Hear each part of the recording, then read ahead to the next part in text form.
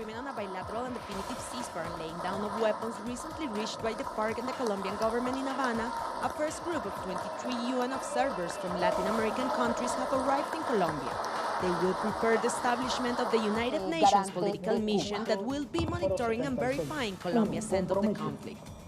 El gobierno nacional y la FARC.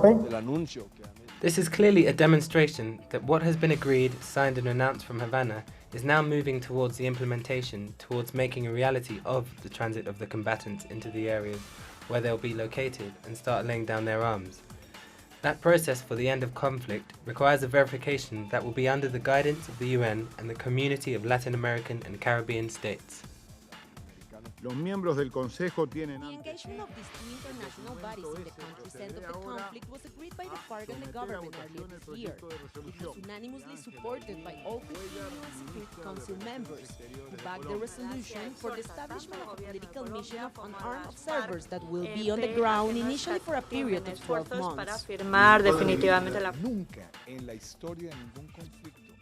This is a guarantee for the peace process, but it is also the first time in the history of global conflict that in such a short period of time the United Nations Security Council approves a resolution on non-armed political mission to accompany this important peace process, which perhaps is currently the most important process worldwide.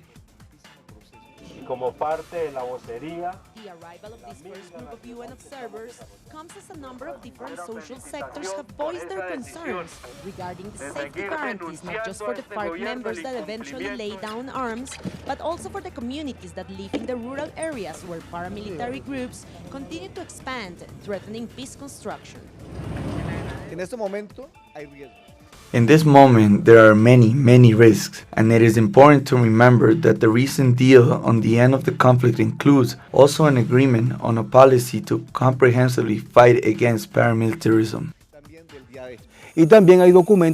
Beginning July, a second group of UN observers is expected to join the preparations on the ground, so that the United Nations will be able to begin monitoring and verifying activities as soon as a final peace deal is signed and the bilateral ceasefire comes into effect. Natalia Margarita, Telesur, Bogotá.